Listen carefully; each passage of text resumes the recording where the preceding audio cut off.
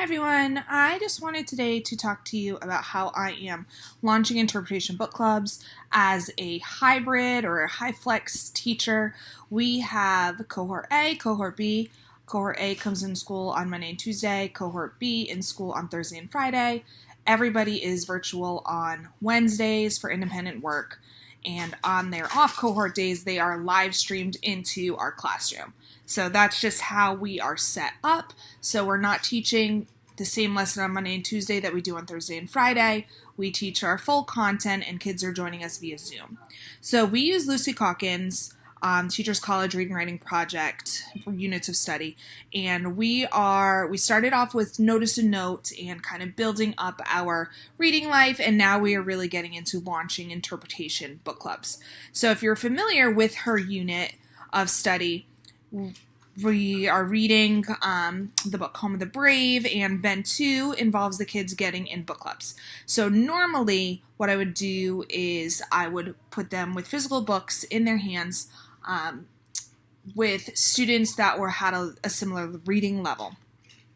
I'm still doing something like that, but not with physical books, only because I wanted them to be able to always have access to those books. So the first thing that I did when I was getting ready to start our book clubs is I had everybody fill in this form. So I am just going to go ahead and show you what this looked like. All of my students were told their reading level and they picked them here. Now the LMNO band of books all has one book set. PQR had one book set and S had one book set. So when they chose their level, they were given these books. And I asked them to choose 3. So that was for LMNO, and then PQR. You can see that they had a different set of books, and then level S and above had a third set of books. All of these books are from Epic, and if you search for me, you will find this book club set. And I tried to make sure to find books from multiple reading levels, multiple interests, making sure that even my lower readers would have a chance to find a book that interested them. After I analyzed the data from the book club, which I just looked at the spreadsheet and kind of post-it noted people around until I got something that I liked, then it is time to start our book clubs. So my students, we use a website along with Google Classroom, but we mostly use the site for the materials. And this is what they see for tomorrow. And this box is just blocking out their names. But we have the book. I have a link to a Jamboard and a link to a book club project or booklet.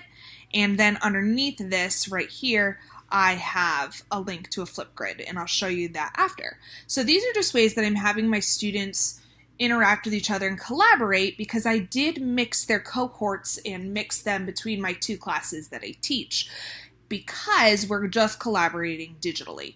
So for example, my first book, my first group, Frankenstein, they will be able to click right here, and that will bring them right to their Jamboard.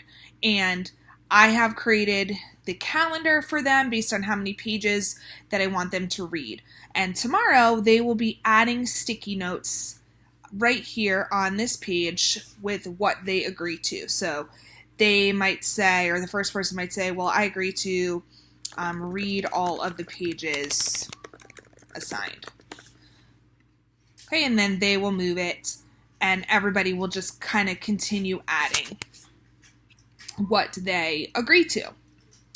I've also provided each group with a book club booklet. They're going to see this, and let me just go ahead and go to slide 2. And I've created just kind of parking lot spots for them to be able to add their thinking.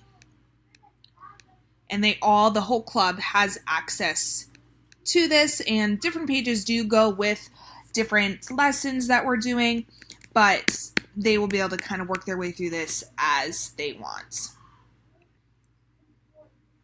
The last thing that I have for them is a flip grid. So each group is given its own flip grid, and they will just log in with their Google, because I do have it set up that they can only be within our domain. And that way they will be able to record and respond to each other in real time. I might also post things there for them to respond to, and it's a great way to kind of get a speaking and listening idea as well. And also, since we can't really do turn and talk in the age of COVID, then we can make it so that they are able to collaborate and hear each other's thinking.